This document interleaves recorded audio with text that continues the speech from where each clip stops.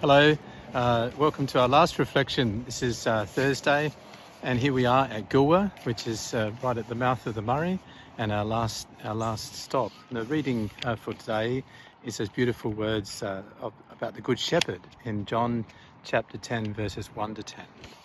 Jesus calls himself the Good Shepherd, not a hired hand and not a stranger, but the one who knows his sheep, calls them by name, and leads them out, not for payment and not for praise, but simply because he loves them. The image of the shepherd is tender, but not sentimental. He's not just about pastoral niceness, it's about fierce and vulnerable care.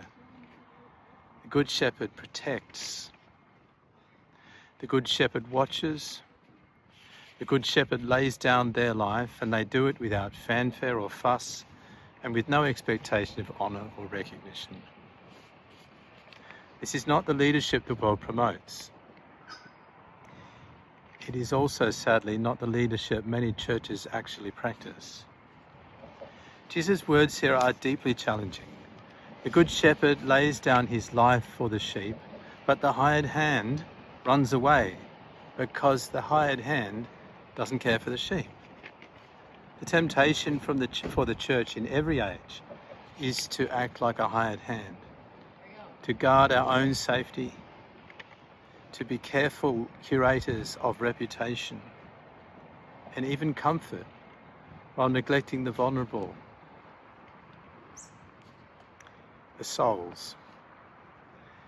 And perhaps in Australia, the church now faces a moment of truth. Have we spent decades really seeking our own livelihoods and our own lives, defending our status, protecting our privilege, nursing our wounds when culture shifts around us? But Jesus says, whoever seeks their life will lose it. Whoever loses their life for my sake and the gospel will find it. We're accustomed to interpreting those words in terms of personal piety, and then that applies. If I seek my own life, I'll lose it. That's a truth we know, don't we? It's a counterintuitive truth, but we know it. It's a very human truth. But it's also true for churches. The parish that grasps after its own life will lose it. The parish that gives its life, its energy, its resources away for the sake of the gospel will find it. This is not just a word to individual disciples. It's a call to all that is human, and the church and churches are certainly human. What if the church in Australia stopped being desperate to survive? Have you ever been near a drowning person? Or can you imagine that? I think that's what it's like for people in our communities to encounter the church. We're desperate. We're desperate. And instead, what if we started laying down our lives freely, without fuss, without fanfare, and not to earn favour, not in some sort of bid for power to win back cultural influence or clout, but simply because this is what Jesus asks us to do for our fellow human beings. And what if, paradoxically, that was the way we recovered our soul, our energy, our spark? First theological question asked in Scripture is asked by Cain. He says to God, "Am I my brother's keeper?" And then across the grand arc, the epic of the whole Bible, the answer shouts back again and again. Yes, you are. You are your brother's keeper. We all are. Jesus, the true shepherd, doesn't outsource responsibility to others. He doesn't say he can't get involved. He embodies it. Then he turns to us and he says, "Come and follow me." Imitating Christ is, of course, dangerous.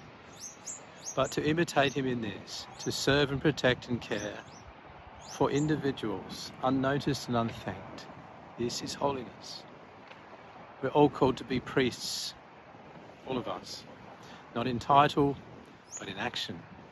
And this is what it means to be a priest, to stand in the gap, to give up our power our advantage, our programs for the sake of the individual.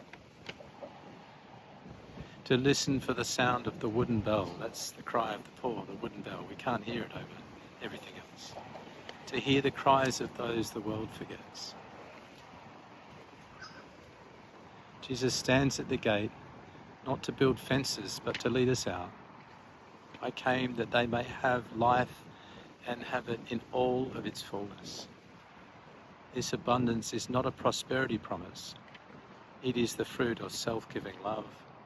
The kind of love that guards others and not self. For the church to become the Good Shepherd's body, it must imitate him, not clinging to its own life and security, but pouring it out freely, not seeking admiration, but choosing vulnerability, not fearing the wolf, but staying close to the sheep. And in doing so, in laying down its own life, the church just might find it again.